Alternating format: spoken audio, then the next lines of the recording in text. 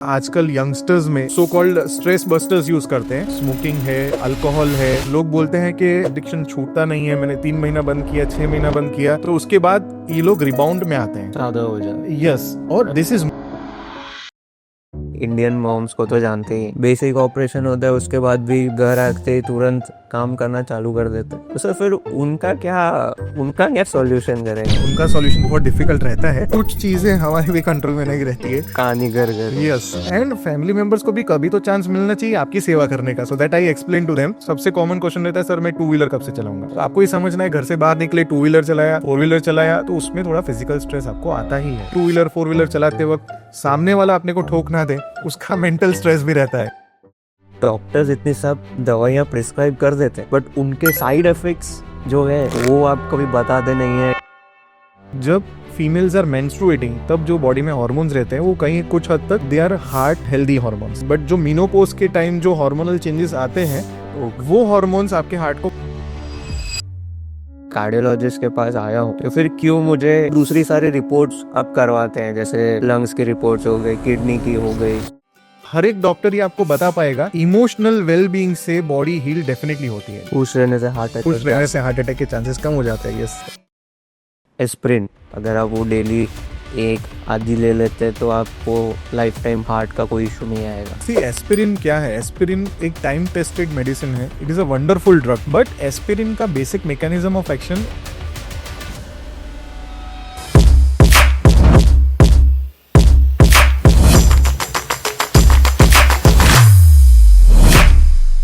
Hello everyone, welcome back to our podcast that is निदान heart clinic.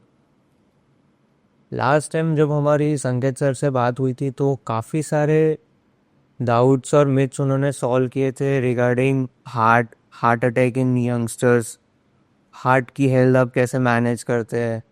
Sports वालों को भी हार्ट अटैक होता है, इवन जो फिट है उनको भी हार्ट अटैक होता है। तो उसके फॉलोअप में हमें काफ़ी सारे ऐसे क्वेश्चंस आए थे और काफ़ी इंटरेस्टिंग क्वेश्चंस थे जिनको हमने लिस्ट डाउन किया, तो हमें लगा कि ये शायद ऐसे सवाल हैं जो काफ़ी लोग नहीं जानते हैं और उनको डेली लाइफ में होते हैं। काफ़ी सारे कार्डियोलॉजिस्ट के ऊपर क्लेम्स भी थे जो कि मतलब कहीं ना कहीं ये बताते हैं कि डॉक्टर्स के जो दवाई और प्रिस्क्रिप्शंस होते हैं उनकी साइड इफ़ेक्ट्स हाइड की जाती हैं, ऐसा सब। तो ये सारी चीज़ें, थोड़े स्ट्रेट फॉरवर्ड क्वेश्चंस हम आज संकेत सर से पूछेंगे। और ये कोई ऐसा प्री प्लान्ड पॉडकास्ट जैसा नहीं है, ये एक जनरली एक Q&A जैसा है। जो हमको सारे क्वेश्चंस आए हैं उसको ही हमने सर के सामने प्रेजेंट किए हैं ये पॉडकास्ट में। सो आई होप ये कहीं ना कहीं आप कनेक्ट कर पाएँ कि ये आपके आपके फैमिली में, आपके क्लोज वंस में कोई ये चीज़ फेस तो नहीं कर रहा है। So with this will start the podcast. So hello sir, कैसे हैं आप? Hello, I am fine. So welcome back to the podcast. Yes, happy to be here. So जैसा कि हम डिस्कस कर रहे थे कि आज हम मोस्टली सवालों की तरफ जाएंगे और ये सारे वो सवाल हैं जो आपके प्रीवियस पॉडकास्ट पे आपको आए थे। तो हम सर सीधा सवालों से स्टार्ट करते हैं आज। Yes, sure. ओके, तो सर लास्ट पॉडकास्ट में आपने बात की थी कि यंगस्टर्स में हार्ट अटैक होता है, उसमें smoking and drinking alcohol one of the reasons आपने बताया। तो एक जनरल क्वेश्चन ये आया था कि भाई अगर मैं वो सब नहीं करता हूँ तो क्या ऐसी चीज़ें हैं which is something that is causing that will be the reason for the heart attack, but मुझे उसका आइडिया ही नहीं है।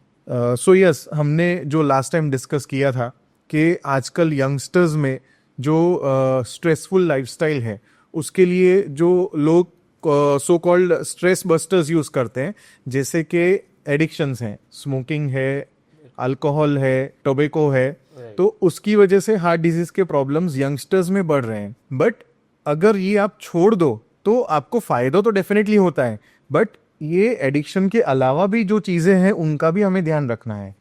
जैसे कि बहुत स्ट्रॉन्ग फैमिली हिस्ट्री, यानी अगर आपकी फैमिली में किसी को 45 इयर्स की कम एज में heart disease, hypertension, diabetes high cholesterol हुआ था तो आप भी हाई रिस्क में हैं। तो आपको एडिक्शन छोड़ने के बाद इन सब चीज़ों का भी ध्यान रखना है, आपको रेगुलर हेल्थ चेकअप्स करवाने हैं, Correct. ताकि अगर आपको भी इनमें से कोई बीमारी यंग एज में आती है और अर्ली स्टेज में डिटेक्ट हो जाती है तो आप उसको अच्छी तरह से ट्रीट कर सको और फ्यूचर में आपके हार्ट का प्रॉब्लम आप प्रिवेंट कर सकते हो।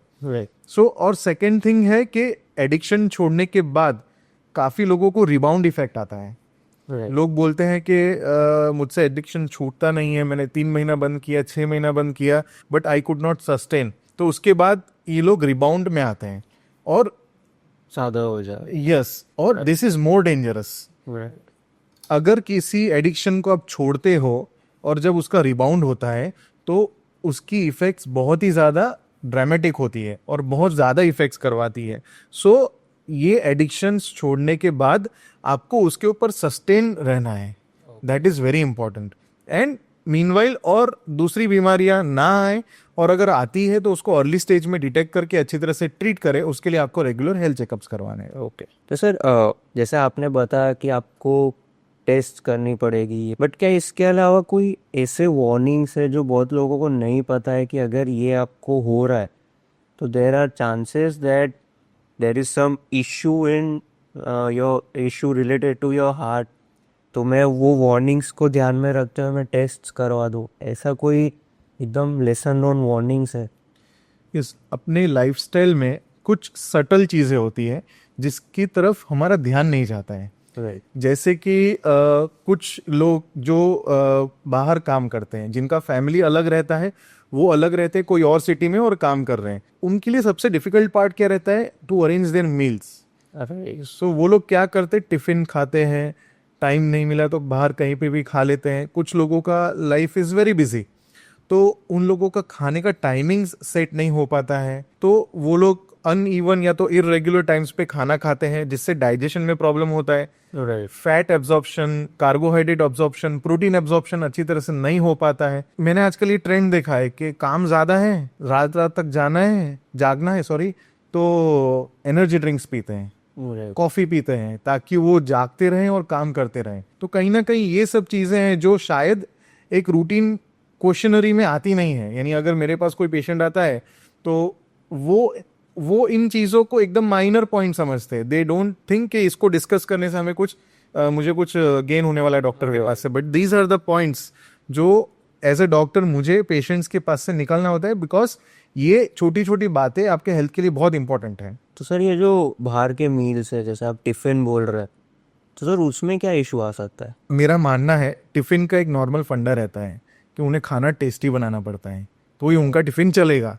तो टेस्टी खाना बनाने में वो लोग मसाले ज़्यादा यूज़ करते हैं, ज़्यादा तीखा होगा, तो इन सब चीज़ों से आपको एसिडिटी हो सकती है, राइट? ओके, अभी एसिडिटी तक तो ठीक है, बट अगर उनको जेन्युइन हार्ट का प्रॉब्लम है और उनको पेन हो रहा है, तो समटाइम्स ये इसको वो लोग समझते कि ये तो मुझे एसिडिटी हो रही है, मैं तीखा खा रहा हूँ, बाहर का खा रहा हूँ, तो उसकी वजह से मुझे गैस ट्रबल है, पेट में गड़बड़ है, and they might neglect that pain to be acidity और उसको चलाते रहेंगे। And sometimes they land up in very serious issues जब वो हमारे पास आते हैं। तो ये एक बहुत कंफ्यूजिंग सिम्टम रहता है, चेस्ट में बर्निंग सेंसेशन, जो कि हार्ट अटैक के भी लक्षण हो सकते हैं और जो एसिडिटी भी हो सकता है।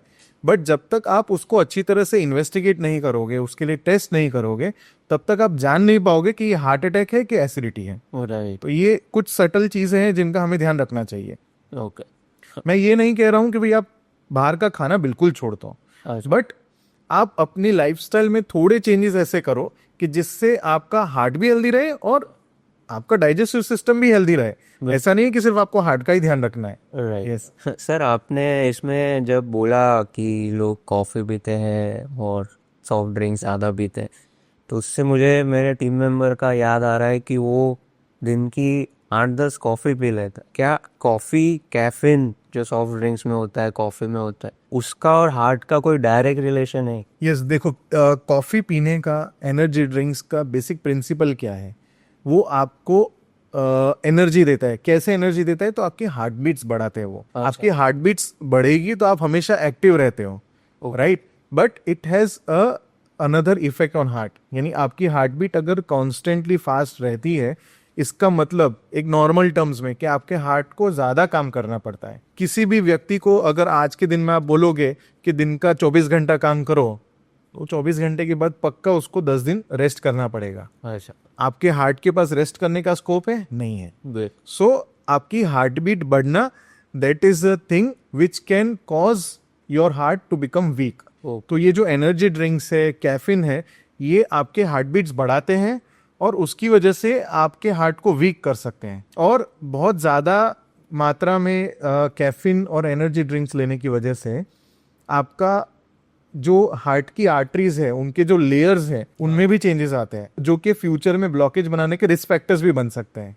Okay. So excessive caffeine, excessive energy drinks are actually not advisable. Sir दूसरा एक सबसे कॉमन क्वेश्चन जो हमको मिला था आफ्टर योर पॉडकास्ट वाज कि सर जिनको हार्ट अटैक हो गए तो उनको वापस हार्ट अटैक ना हो, उसके लिए आप क्या रिकमेंड करते हैं? कोई लाइफस्टाइल चेंज, कोई ऐसी स्पेसिफिक एक्सरसाइज जो उनको करनी चाहिए? तो मेरा हर एक पेशेंट को एक एडवाइस रहता है, जब भी मैं उनको कोई भी एडमिशन किसी भी रीज़न से हुआ और उनको जब भी मैं डिस्चार्ज करता हूँ, तो मेरा ये हमेशा उनको मेरा 15 to 20 मिनट्स का सेशन रहता है with patients as well as the relatives. Okay. उसमें मेरी कुछ इंपॉर्टेंट टेक होम पॉइंट्स होते हैं उनके लिए। उसमें से 4 चीज़ें मैं हाईलाइट करता हूँ। पहला है सबसे इम्पोर्टेंट, रेगुलर मेडिकेशंस। जो सबसे वीक पॉइंट रहता है, जो मेरा एक्सपीरियंस है, patients as well as relatives का सबसे वीक पॉइंट रहता है मेडिसिन खाना। सो आई ऑलवेज इंसिस्ट कि medicine regular time to time खाना है। प्रिस्क्रिप्शन में हर मेडिसिन इंपॉर्टेंट है। कुछ लोग ऐसा समझते कि ये टैबलेट तो इस चीज़ के लिए ये एक आध दिन में नहीं लूंगा तो चलेगा, but that is not like that. Prescription का हर एक मेडिसिन आपके लिए इंपॉर्टेंट है, तो हर एक medicine regular time to time खाना है। सेकेंड थिंग इज कि आपका कोई भी बीमारी है, अपार्ट फ्रॉम जिस बीमारी को मैंने डायग्नोस किया है, ट्रीट किया, उसके अलावा दूसरे कंट्रीब्यूटिंग बीमारी है, जैसे कि अभी अगर पेशेंट को हार्ट अटैक है बट साथ में उनको डायबिटीज़ भी है, हाई ब्लड प्रेशर भी है, कोलेस्ट्रॉल भी है, तो ये सब चीज़ों को भी अच्छी तरह से कंट्रोल करना है। तो ऐसा नहीं है कि सिर्फ आप हार्ट की मेडिसिन खाते रहो, बाकी सब मेडिसिन बैकफुट पे आ गई, वैसा नहीं है। अच्छा। So along with your heart problems, all other problems need equal importance. उनको भी अच्छी तरह से कंट्रोल में रखना है। थर्ड थिंग कि आपके एडिक्शंस और लाइफस्टाइल को कंट्रोल में रखना है। सो जैसा हमने लास्ट टाइम भी डिस्कस किया था, I always insist to give up और quit on your addictions completely, and उसके ऊपर आपको डटे रहना है, राइट। और चौथा सबसे इंपॉर्टेंट प्रॉब्लम जो लोगों का रहता है कि सर ने तो डिस्चार्ज कर दिया, दवाइयाँ लिख दी है, अभी मुझे उनके पास वापस जाने की जरूरत नहीं है। तो काफी पेशेंट्स ऐसे मैंने देखे हैं जो 3-4 साल के बाद वापस आते हैं। और वो जो मेडिसिन डिस्चार्ज पे लिखी हुई थी वो चलती रहती है, या तो फिर कुछ लोग उसको 10 दिन जो हम लोग लिख के देते, 10 दिन का मेडिसिन 10 दिन खाने के बाद छोड़ देते कि सर ने तो 10 दिन बोला था, फिर जरूरत नहीं है। So regular follow up with doctors is very important, क्योंकि आपका बॉडी इज वेरी डायनामिक, आपका हार्ट इज वेरी डायनामिक। ऐसा नहीं है कि आज मैंने मेडिसिन लिखी वो लाइफ लॉन्ग एक ही एक डोज पे चलेगी। So your body needs some modification of medicine. काफी बार हमने देखा है कि लोगों की मेडिसिन कम होके बंद भी हो जाती है, but that depends upon your doctor's advice. So 4 points: regular medication should be taken, all other contributing illnesses should be under control, आपका डाइट और लाइफस्टाइल बहुत रेगुलेटेड होना चाहिए, and the most important, you should regularly meet your doctor. ये मेरा हर एक patient को advice रहता है। तो सर जो आपने ये बताया उसमें मतलब किसी को हार्ट अटैक आया है तो उसका रिकवरी पीरियड कैसा रहता है? कि मतलब जैसे लास्ट टाइम आपने बोला था माइनर मेजर हार्ट अटैक्स अलग अलग होते हैं, तो उसका रिकवरी टाइम कैसा रहता है? कितने टाइम में लोग रिकवर कर सकते हैं? सो इसको हम लोग मेडिकल भाषा में बोलते हैं cardiac rehabilitation, which is very important part of your overall treatment of heart problems. क्योंकि आपका हार्ट बीमार है, आप आराम कर रहे हो, फिर आप रूटीन एक्टिविटीज रिज्यूम करते हो, तो आपके हार्ट को भी वो आदत पड़नी चाहिए कि now I am to come back to normal. तो उसमें gradual increase in activities, gradually decreasing your rest, वो एक प्रोटोकॉल रहता है। यानी अगर आज किसी को हार्ट अटैक हुआ है, भले वो मेजर है कि माइनर है, हम लोग उसको ट्रीट करते हैं, फिर डिस्चार्ज करके घर भेजते हैं। तो घर पे उनको पहला हफ्ता तो रेस्ट करना रहता है। They can not immediately resume their routine activities, क्योंकि रूटीन एक्टिविटीज रिज्यूम करना यानी मेंटल फिजिकल स्ट्रेस दोनों वापस आने के चांसेस रहते हैं। So for the first, at least for the first week, आपको physical as well as mental stress दोनों को अवॉइड करना है। तो आपको घर पे रहना है। ऐसा जरूरी नहीं कि पूरा दिन सोते रहो, बेड रेस्ट करना जरूरी नहीं है। कुछ रेयर केसेस है जिसमें हम लोग बेड रेस्ट भी एडवाइस करते हैं, बट एक रूटीन पेशेंट जिनको हार्ट अटैक हुआ है, ट्रीट हुआ है, तो घर पे आराम करना है, यानी पूरे दिन बेड रेस्ट नहीं करना है, but they should avoid physical as well as mental stress. अब फिजिकल स्ट्रेस कैसे होगा? सबसे कॉमन क्वेश्चन रहता है, सर मैं 2 व्हीलर कब से चलाऊंगा? तो आपको ही समझना है, घर से बाहर निकले, 2 व्हीलर चलाया, 4 व्हीलर चलाया, तो उसमें थोड़ा फिजिकल स्ट्रेस आपको आता ही है। राइट। साथ में 2 व्हीलर 4 व्हीलर चलाते वक्त सामने वाला अपने को ठोक ना दे, उसका मेंटल स्ट्रेस भी रहता है। तो मेंटल फिजिकल स्ट्रेस दोनों बाहर जाने अवॉइड करने से you can avoid. Right. Plus घर में भी आप नॉर्मल आपके फैमिली मेंबर्स से बातचीत कर सकते हैं। You can use dining table to have lunch dinner, you can use your washrooms. But इतना है कि घर में अगर कुछ हैवी सामान है तो उसको उठाना नहीं है। घर में अगर छोटे बच्चे हैं तो उनको ज्यादा उठाना नहीं है। तो ये सब छोटी छोटी बातें अगर हम ध्यान रखेंगे तो your heart will have some time to recover even at home. और यूजुअली हम लोग 1 वीक 10 दिन के बाद उनको फॉलोअप के लिए बुलाते हैं, and then we advise them how to gradually resume their activities. इसके लिए क्वालिफाइड लोग भी रहते हैं, जिसे हम कार्डियक फिजियोथेरेपिस्ट बोलते हैं, जो आपको आपके एक्टिविटीज रिज्यूम करने पर आप कैसे थोड़ी एक्सरसाइज दिन में इंट्रोड्यूस कर सकते हो, कैसे वॉक इंट्रोड्यूस कर सकते हो, और साथ में आप आपके डाइट में क्या छोटे मोटे बड़े मॉडिफिकेशंस कर सकते हो, वो सब चीजें भी बताते हैं। तो इसको एक हम लोग प्रॉपर कार्डियक रिहेबिलिटेशन प्रोग्राम बोलते हैं। It helps a lot. 1 week rest, but आप इंडियन मॉम्स को तो जानते ही, थोड़ा कुछ भी बेसिक ऑपरेशन होता है उसके बाद भी घर आते ही तुरंत काम करना चालू कर देते हैं। तो सर फिर उनका क्या सॉल्यूशन करेंगे? उनका सॉल्यूशन बहुत डिफिकल्ट रहता है।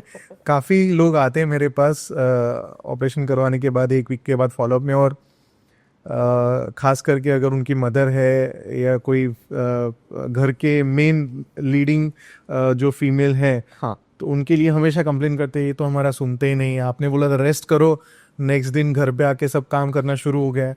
सो कुछ चीज़ें हमारे भी कंट्रोल में नहीं रहती है। कहानी घर घर। Yes, but still I insist, उनको भी मैं बताता हूँ कि आप ऐसा अगर सोचते हो कि यार मेरे बिना घर अटक जाएगा, तो वो बराबर है। बट अगर आप और ज़्यादा बीमार हुए और ज़्यादा डिपेंडेंट हो तो आपकी फैमिली और सफ़र कर सकती है। सो आपकी बॉडी को भी उतना ही रेस्ट चाहिए जितना बाकी सब फैमिली मेंबर्स को चाहिए, एंड फैमिली मेंबर्स को भी कभी तो चांस मिलना चाहिए आपकी सेवा करने का। So that I explain to them, but it is to be very frank, females actually are the lifeline of any family. Female head is the lifeline of any family. और वो जब बीमार पड़ते हैं तो फैमिली के लिए बहुत डिफिकल्ट हो जाता है सिचुएशन। बट मेरे पास ऐसे एग्जाम्पल्स हैं, मेरे ऐसे पेशेंट्स हैं जिन्होंने अपने female head of family member का इतना अच्छी तरह से ध्यान रखा कि उस वक्त शी रियलाइज्ड कि नहीं, जितना मैंने इनके लिए किया है आज मुझे उतना ही इनकी तरफ से सेवा मिल रही है, and she could be healthy, and next follow ups में she was better and she was very motivated कि नहीं, मैं जब बीमार हुई तो भी मेरा घर का काम संभल गया। ये थोड़ा ऑफ द ट्रैक जा रहा है अपना, but still these things are also important in life. Emotional well-being is very important. Emotional well-being से भी आपकी बॉडी हील होती है, ये हमने देखा है। भले इसके कोई पेपर पे प्रूफ नहीं है, बट ये हर एक डॉक्टर ये आपको बता पाएगा कि एक इमोशनल वेलबींग से बॉडी हील डेफिनेटली होती है। बिल्कुल। खुश रहने से हार्ट अटैक के चांसेस कम हो जाते हैं। यस सर, इससे जैसे फीमेल्स की बात हुई तो हमारे एक लिसनर का एक क्वेश्चन ये आया था कि क्या, जैसे आपने सारे हार्ट अटैक के सिम्टम्स बोले, बट सर फीमेल्स के लाइफ में बहुत सारी चीज़ें अलग होती है। दे गो थ्रू प्रेगनेंसी, दे गो थ्रू मेनोपॉज, तो क्या उसको लेके हार्ट के ऊपर इम्पैक्ट्स अलग होते हैं कि वो सेम जो एक मेल बॉडी फेस करती है वैसा रहता है? फीमेल्स में कुछ डिफरेंस रहता है, हार्ट अटैक का प्रेजेंटेशन में भी, हार्ट अटैक के रिकवरी में भी, और उनका जो एजिंग प्रोसेस जो रहता है, Right. बॉडी का एजिंग प्रोसेस रहता है, बॉडी में जो हार्मोनल चेंजेस आते हैं उसमें एक मेल के मुकाबले काफ़ी डिफरेंसेस होते हैं। बिल्कुल। सो ये हमने देखा है कि जो टिपिकल सिम्टम्स होते हैं, चेस्ट पेन होना, हाँ। चेस्ट में हैवीनेस होना, वो किसी हद तक फीमेल्स में थोड़ा कम रहता है। फीमेल्स में एटिपिकल प्रेजेंटेशंस, जैसा हमने लास्ट टाइम डिस्कस किया था, चेस्ट पेन नहीं होके एक्सेसिव ब्रीदिंग डिफिकल्टी होना, बैक में पेन होना, शोल्डर्स में पेन होना, राइट। नेक में पेन होना, ये एटिपिकल प्रेजेंटेशंस कुछ हद तक फीमेल्स में ज़्यादा कॉमन है। Good. May be the reason is कि फीमेल्स को इतना घर का सब काम करते हैं, बाहर भी जाते हैं, बाहर का भी काम करते हैं, ऑफिसेज में भी आजकल काम कर रहे हैं, तो उनका जो वो पेन का थ्रेशोल्ड रहता है वो बहुत ज़्यादा रहता है। अच्छा। तो उनको कहीं ना कहीं अगर माइल्ड पेन हो रहा है तो they might either miss it और they might consider it as muscle pain, कि भाई मैंने इतना काम किया था तो मुझे ये मस्कुलर पेन हो रहा है, तो उनका पेन टॉलरेट करने का थ्रेशोल्ड भी बहुत ज्यादा रहता है। बिल्कुल। So atypical presentations are very common. Second thing जो आपने बताया, मिनोपोज। सो मिनोपोज इज अ टाइम कि जब उनकी बॉडी में हॉर्मोन्स में काफी चेंजेस आ रहे होते हैं। तो जब फीमेल्स आर मेंस्ट्रुएटिंग तब जो बॉडी में हॉर्मोन्स रहते हैं वो कहीं कुछ हद तक they are heart healthy hormones. Okay. वो आपको हार्ट का प्रॉब्लम आने से या तो हार्ट अटैक आने से प्रिवेंट करते हैं। अच्छा। बट जो मीनोपोज के टाइम जो हार्मोनल चेंजेस आते हैं वो हार्मोन्स आपके हार्ट को प्रॉब्लम करवाने के चांसेस ज्यादा है। So around menopausal age group and after menopause females में हार्ट डिजीज, हाइपरटेंशन, डायबिटीज का इंसिडेंस बढ़ जाता है। राइट। है ना। तीसरी बात कि जो आपने बोला प्रेगनेंसी के वक्त, तो pregnancy is a very unique situation जिसमें there are two lives. Mother तो है ही, साथ में पेट में बच्चा भी है, तो दो बॉडीज के सब ऑर्गन्स को ब्लड अच्छी तरह से पहुंचाना पड़ता है। तो प्रेगनेंसी जो सिचुएशन है उसमें बॉडी में ब्लड वॉल्यूम बहुत बढ़ जाता है फी मदर के, क्योंकि ऑब्वियसली बेबी को भी ब्लड जाना है and that goes through mother.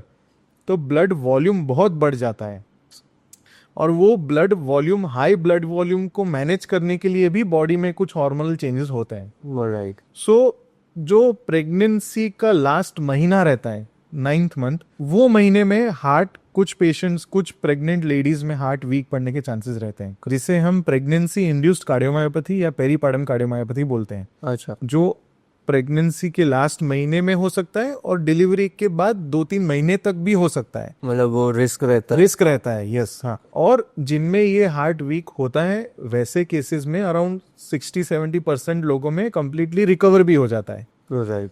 But कुछ केसेस में ये रह जाता है, सो फिर उसे हम लोग रेगुलर मेडिकेशंस और उससे ट्रीट करते हैं। Got it. सो इसीलिए आजकल प्रेगनेंसी के वक्त एटलीस्ट एक बार, एटलीस्ट वो लास्ट 2-3 महीने में आपका हार्ट का चेकअप होना जरूरी है, और ये जो काफी आजकल लोग करवाते हैं, ईसीजी और इको। यस। तो सर ये जो ईसीजी और इको जैसे टेस्ट होते हैं जो आप बोल रहे हैं करवाने चाहिए, तो क्या ये जो आपने इशू बोला ये एवरी फीमेल में रहता है, every female has to do ECG echo, या कोई स्पेसिफिक, जैसे हम आज वार्निंग्स की बात कर रहे हैं तो कुछ वार्निंग्स या सिम्टम्स होते हैं उनको ये करवाना होता है? आप प्रेग्नेंट फीमेल्स की बात कर रहे हैं ना? हाँ। ओके।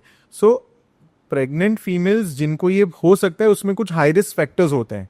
अच्छा। जैसे आपकी ज्यादा उम्र में प्रेगनेंसी रही, यानी 30+ ईयर्स की एज में प्रेग्नेंट हुए हैं, हाँ। आपको मल्टीपल प्रेगनेंसीज का हिस्ट्री है पहले, ओके।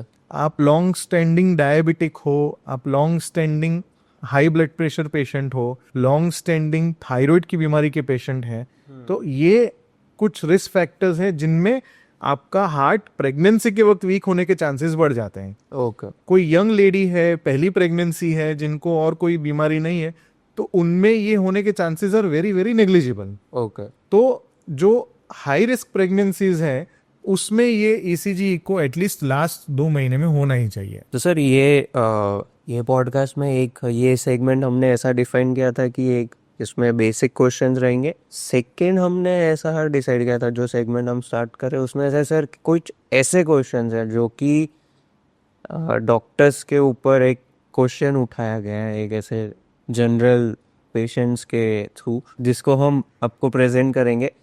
तो कुछ ऐसे सवाल है जो पेशेंट्स लोगों को बहुत डाउट रहता है उस पर कि ये क्यों हो रहा है, उसमें से सर सबसे कॉमन एक सवाल ये है कि क्यों बार बार आप डॉक्टर्स बार बार चेकअप पे बुलाते हैं? तो हमने अभी जस्ट डिस्कस किया था दो रीजंस। एक तो आपका हार्ट अटैक का ट्रीटमेंट हुआ, ऐसा नहीं है कि वो कंप्लीट या तो परमानेंट सॉल्यूशन है। आपको फिर से प्रॉब्लम्स हो सकते हैं। आपको एक बार प्रॉब्लम हुआ है, इसका मतलब कि आप हाई रिस्क में हो। तो आपको बार बार प्रॉब्लम हो सकती है। बार बार प्रॉब्लम ना हो उसको चेक करने के लिए हम लोग, और आपकी बॉडी को, आपके हार्ट को रेगुलेट करने के लिए हम आपको फ्रीक्वेंटली बुलाते हैं। जैसे मैंने बताया था, आपका बॉडी, आपका हार्ट बहुत डायनामिक है। राइट। एक बार जो प्रॉब्लम हो गया, एक बार जो उसका ट्रीटमेंट कर दिया, वो लाइफ लॉन्ग सॉल्यूशन नहीं होता है। ये रिस्क फैक्टर्स हैं जो आपको बार बार परेशान कर सकते हैं। और क्योंकि आपका बॉडी और हार्ट डायनेमिक है, तो आपकी बॉडी की रिक्वायरमेंट्स भी चेंज होती रहती हैं। आपका आज का जो ब्लड प्रेशर है वो कंटिन्यूसली एक नहीं रहने वाला है। इनफैक्ट आपका पूरे दिन में भी ब्लड प्रेशर फ्लक्चुएट होता रहता है। राइट। आप आधी रात को उठ के ब्लड प्रेशर चेक करोगे तो वो बहुत लो होगा, विच इज नॉर्मल। ओके। आप पीक आफ्टरनून में, peak time at work BP check करोगे तो आपका उस वक्त भी बीपी थोड़ा हाई रहेगा, विच इज अगेन नॉर्मल। अच्छा। So this is the best example to show कि आपका बॉडी बहुत डायनामिक है।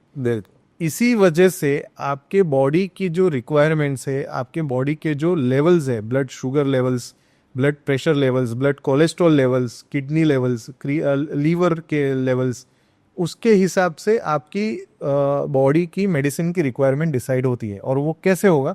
जब आप हमारे पास आओगे, हम आपको चेक करेंगे। ओके। आप घर पे बैठ के तो खुद को चेक नहीं कर सकते हैं, तो that is why it is necessary कि आपको रेगुलर डॉक्टर से चेकअप करवाना चाहिए। सेकेंड थिंग ये है कि कुछ लोगों को हार्ट अटैक की वजह से हार्ट वीक पड़ जाता है। Heart is basically a pump. Right. Heart is a pump of your body, जो आपके पूरे बॉडी को ब्लड पंप करता है। What is blood? Blood is the nutrition for all the organs of your body. Right. उस nutrition के बिना आपके बॉडी के ऑर्गन्स अच्छी तरह फंक्शन नहीं कर पाएंगे। सो अगर हार्ट अटैक हुआ है और आपका हार्ट वीक पड़ गया है, तो अल्टीमेटली आपका बॉडी का पंप वीक पड़ा है। राइट।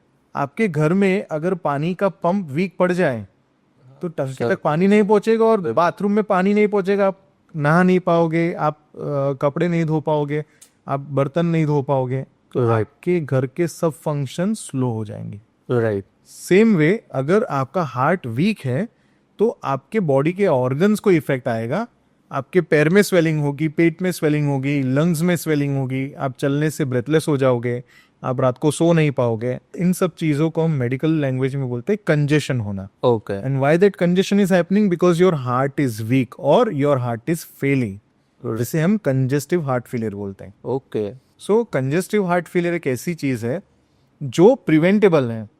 उसको प्रिवेंट कैसे करेंगे? आपकी बॉडी के रिक्वायरमेंट के हिसाब से आपको दवाइयां देंगे। That can be regulated only when you come और you go to your doctor for regular health checkups.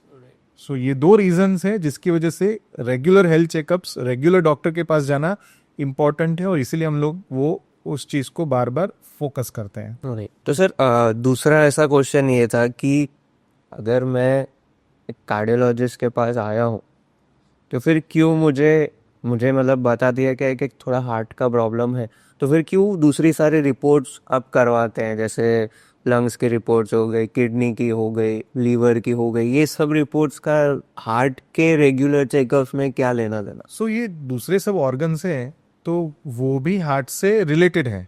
Okay. सो दूसरे ऑर्गन्स का problem could be either prequel to your heart problem और sequel to your heart problem. Right. है ना? या तो वो part 1 है या तो पार्ट 3 है। राइट। हार्ट है part 2 of your movie. Okay. है ना? तो अगर आपका लीवर में इशू है, जैसे कि आजकल हम लोग देखते हैं फैटी लीवर के लिए हम लोग बहुत टेस्ट करवाते हैं। Right. क्यों करवाना है? फैटी लीवर यानी लीवर में फैट का प्रमाण ज्यादा है। वो जो फैट होता है वो अल्टीमेटली वहां से निकल के फिर आपकी हार्ट की आर्टरीज में जाके अटकता है, जो ब्लॉकेज करवाता है। ओके। सो हार्ट की नलियों में जो ब्लॉकेज होते हैं, वो फैट आता कहाँ से? लीवर में जो फैट डिपॉजिट होता है वहां से, और हमारा वेस्ट लाइन पे जो फैट डिपॉजिट होता है, एडिपोज टिश्यू, वो जाके वहां पे डिपॉजिट होता है।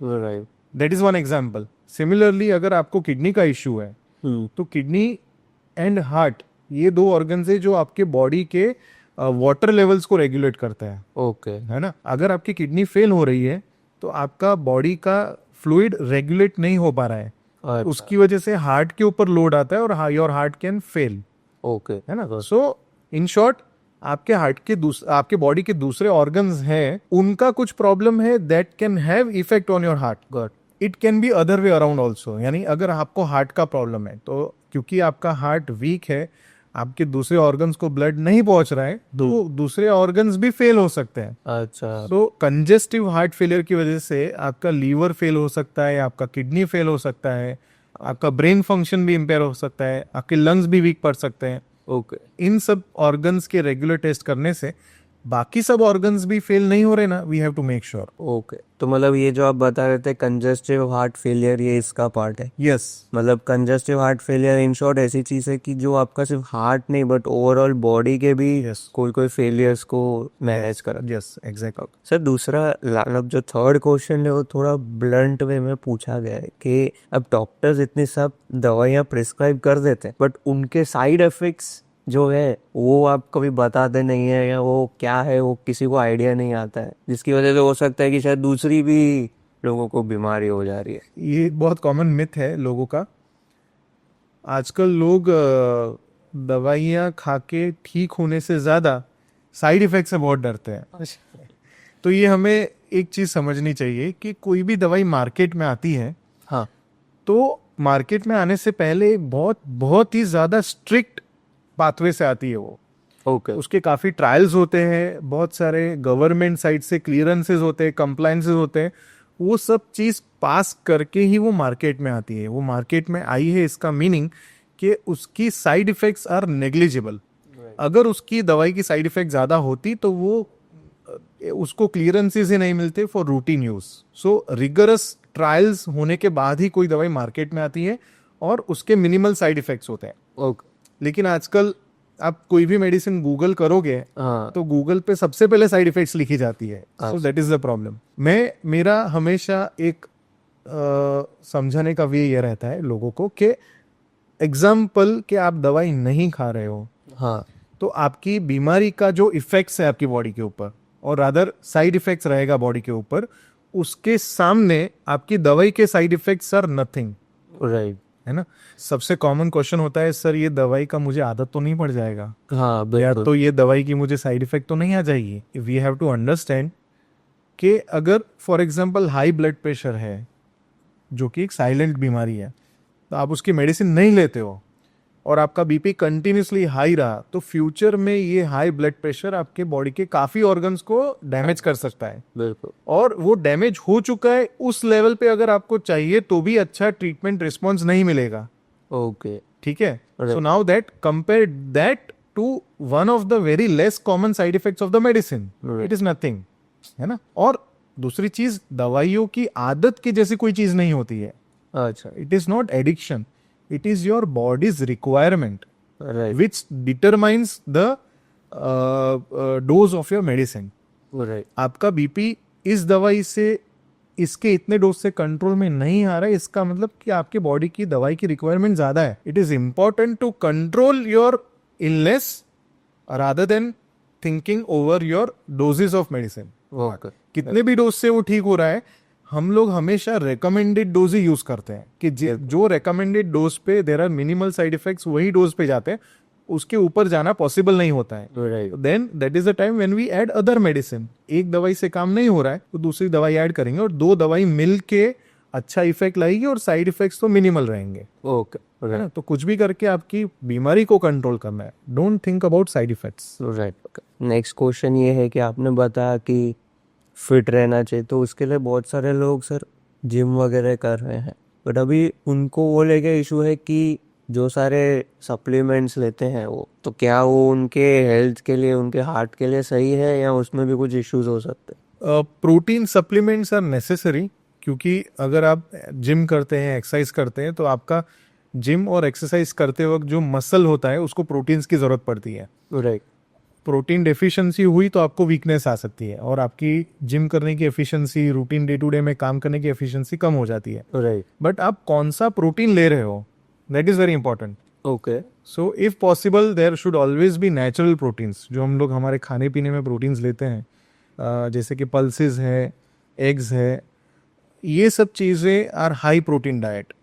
अगर आप सप्लीमेंट्स की बात करो, जो आजकल बहुत ट्रेंडिंग है कि बड़ा बड़े डब्बे लेके लोग उसमें से स्कूप्स पे स्कूप्स खाते रहते हैं, उसमें हमें थोड़ा ध्यान रखना है। सी, हर protein supplement is not good for your health, okay, है ना। सो व्हाट प्रोटीन, वो जो डब्बे में क्या कंटेंट्स है उसको भी जानना इम्पोर्टेंट है। आपने ये देखा होगा, मैंने भी देखा है कि जिम में जो ट्रेनर्स होते हैं वो ब्लाइंडली लोगों को बोल देते हैं कि भाई ये प्रोटीन खाओ, वो प्रोटीन खाओ। So they are not so well equipped to know कि आपके बॉडी के लिए क्या हेल्दी है और क्या नहीं है। उनको आपकी बॉडी का नहीं yes, so I always prefer और आई ऑलवेज एडवाइज कि आपको प्रोटीन सप्लीमेंट्स लेने हैं तो आप आइदर आपके डॉक्टर या तो किसी न्यूट्रिशनिस्ट के एडवाइस के हिसाब से लीजिए, ना तो आपके ट्रेनर के एडवाइस के हिसाब से। There is nothing against the trainers actually in this, but just जिनको जिसका नॉलेज है उनके पास से ही हमें एडवाइस लेना चाहिए। So there have been few reports जहां हमने ये देखा है कि एक्सेसिव प्रोटीन सप्लीमेंट्स लेने की वजह से उनके किडनी फंक्शंस डिटीरियोरेट होते हैं। ओके, एक नोन फैक्ट है कि आपके एक्सेस प्रोटीन कंटेंट बॉडी में आपकी किडनी क्रिएटिनिन लेवल बढ़ा सकता है। हाँ, किडनी क्रिएटिनिन लेवल बढ़ना यानी आपका किडनी फंक्शन कम होना। और जैसा मैंने रिपीटेडली बताया है, kidneys and heart are connected for your body water regulation. तो अगर आपका किडनी फंक्शन इम्पेयर होता है तो हाई चांसेस कि उसका इफेक्ट आपके हार्ट पे भी आएगा। Right. So protein and protein supplements are not bad, but they should be taken under proper guidance. Right, the last question, ये थोड़ा आजकल कंट्रोवर्सी में भी है और लोग बोल रहे हैं कि हर रोज़ कोई नई दवाई आ जाती है मार्केट में, हर रोज़ डॉक्टर अलग अलग दवाइयाँ बोलते हैं कि ये दवाई से ये हट जाएगा। वैसी ही एक दवाई आज मतलब मार्केट में अभी पहले से थी, बट अभी काफ़ी ज़्यादा लोग इसको रिपीटेटिवली अपने वीडियोस में या अपने पोस्ट में मेंशन कर रहे। एस्प्रिन, अगर आप वो डेली एक आधी ले लेते हैं तो आपको लाइफ टाइम हार्ट का कोई इशू नहीं आएगा। तो वो चीज़ कितने % सही है कि ऐसे ही हर रोज़ हर अगले महीने कोई नई दवाई आती रहेगी? सी, एस्पिरिन क्या है? एस्पिरिन एक टाइम टेस्टेड मेडिसिन है जो सालों से है। It is a wonderful drug, but aspirin का बेसिक मैकेनिज्म ऑफ एक्शन एक सिंपल टर्म में अगर मैं बताऊं तो वो आपके ब्लड को पतला रखता है। अच्छा, है ना। तो हार्ट अटैक में वो कैसे यूजफुल है? तो हार्ट अटैक में जो क्लॉट्स बनते हैं हार्ट की नलियों में, उसको ये डिसॉल्व करता है और फिर उसको डिसॉल्व ही रखता है, वापस से बनने नहीं देता। So it is a blood thinner medicine. Right, but blood thinner को ब्लाइंडली नहीं लेना चाहिए। Okay, so basic thing is, blood thinner आपके ओवरऑल बॉडी के ब्लड को भी थिन कर देता है। अच्छा, बॉडी में से ब्लीडिंग होने का रिस्क बढ़ जाता है। ब्लीडिंग हो, ब्लीडिंग, यस, ब्लड थिनर है ये। तो मतलब तो आपका कान से नाक से? हाँ, उसमें सबसे प्रॉब्लमेटिक और लाइफ थ्रेटनिंग है ब्रेन में ब्लीडिंग होना। ओ, आपको हार्ट का कोई प्रॉब्लम नहीं है, आपने सोचा कि मेरे को हार्ट अटैक ना है उसके लिए मैं ये दवाई ले लूँ, और उसकी वजह से अगर आपको ब्रेन में ब्लीडिंग हो गया तो आप लाइफ टाइम परेशान हो जाओगे, है ना। सो जो पहले काफ़ी साल पहले जो गाइडलाइंस थी, जिसमें ऐसा बोला जाता था कि अगर आपको डायबिटीज है, हाई ब्लड प्रेशर है, हाई कोलेस्ट्रॉल है, यानी हार्ट अटैक आने के कोई रिस्क फैक्टर्स है, तो आप एस्पिरिन लो। राइट, आज की डेट में वो रिकमेंडेशंस चेंज हो गए। ओके, ओनली इफ आपको प्रूवन हार्ट अटैक की बीमारी है तो ही आपको एस्पिरिन लेना चाहिए। ऐसे केसेस में आपके एस्पिरिन का benefit outweighs your side effect. Right, side effect होने के चांसेस तो अभी भी रहेंगे, हाँ। बट आपको you are getting far more benefit as compare to side effects. Right, अगर आपकी बॉडी में हार्ट का प्रॉब्लम ही नहीं है तो आपको बेनिफिट की जरूरत ही नहीं है। इनफैक्ट वैसे केसेस में आपका साइड इफेक्ट्स होने के चांसेस बढ़ गए हैं। Right, right. So current recommendations में कोई भी हाइपरटेंसिव, कोई भी डायबिटिक, कोई भी हाई कोलेस्ट्रॉल वाले को एस्पिरिन चालू कर दो, वो कंसेप्ट अभी नहीं है। सेकेंड थिंग, काफी लोग ये भी सोचते हैं कि भाई मैं हमेशा एक एस्पिरिन जेब में रखता हूँ, कभी भी मुझे चेस्ट पेन हुआ एक एस्पिरिन खा लूंगा। So again I insist, chest pain के काफी रीजंस हो सकते हैं, राइट, है ना। ऐसा जरूरी नहीं कि आपको हार्ट अटैक ही आया हर बार। There can be multiple reasons for chest pain. And in current scenario, आज की डेट में health care facilities are easily available, specially in India, right, है ना। तो you have many doctors, you have many hospitals available in even in remote periphery also you have doctors available. Right. आपको chest pain हो रहा है, आप doctor के पास जाओ, बेसिक टेस्ट करवा लो, ईसीजी करवा लो, अगर कुछ प्रॉब्लम आता है तो आप एस्पिरिन स्टार्ट करो. अगर सब कुछ नॉर्मल है, फॉर एग्जांपल आपको गैस की वजह से अगर पेन हो रहा था और अगर आपने उसमें एस्पिरिन खा ली तो आपको आपके फूड पाइप में ब्लीडिंग होने का चांसेस है. सो वो rather than helping you it is harming you, Right. है ना. तो वो जेब में एक एस्पिरिन रखो, चेस्ट पेन हो तो भी खा लो, वो कंसेप्ट भी गलत है. Oh. आपको चेस्ट पेन हो रहा है, go to a nearby hospital, go to a nearby doctor और your routine family physician, see what is causing chest pain and accordingly treat that. Correct. है ना. जेब में एस्पिरिन रखने से कुछ फायदा नहीं होता है. तो ये थे सारे क्वेश्चंस जो हमको लास्ट पॉडकास्ट में आए थे, और काफ़ी सारे ऐसे क्वेश्चंस थे जो नॉर्मली हर कोई फेस करता है. तो आई होप ये सारे क्वेश्चंस आपको भी कहीं ना कहीं आए होंगे, आपने भी कहीं ना कहीं ऐसी चीज़ें फेस की होगी. तो ऐसे ही और हम क्वेश्चंस लाते रहेंगे. आप कमेंट करना मत भूलिएगा, या हमको डीएम करके आप कभी भी पूछ सकते हैं. और थैंक यू डॉक्टर संकेत सर. हम ऐसे ही और थोड़े कॉम्प्लिकेटेड, थोड़े ब्लंट ऑडियंस के क्वेश्चंस आपके पास लाते रहेंगे, एंड आई होप आप ऑलवेज उसको क्रिटिकली सॉल्व भी कर लेंगे हमारे लिए. मैं भी इसमें ऐड करना चाहूँगा कि अगर हमारे व्यूअर्स को कुछ और आइडियाज़ है, उन्हें अगर कुछ और जानना है हमारे पास से, राइट. तो हम उसके ऊपर भी कोई स्पेशल पॉडकास्ट कर सकते हैं. परफेक्ट. अभी हम लोग we are focusing more on heart. Right. अगर किसी व्यूअर को जानना है कि और किसी बीमारियों के बारे में भी अगर उन्हें कुछ आइडियाज ओपिनियन सही है, राइट. तो we can have that. We can invite few doctors with us, okay. Right. Can call our friends who are expert in their own field, and we can have healthy discussion on that. Definitely. बिल्कुल. Thank you so much sir. जैसे कि आपने देखा कि now there is a scope that you can learn more about your health. तो अगर आपको कोई भी क्वेश्चन हो, even not related to heart, even anything in your body that you have issue with, आप कमेंट कर सकते हैं, and we will try to bring some of the most reputed doctors around that field also. So thank you so much sir once again.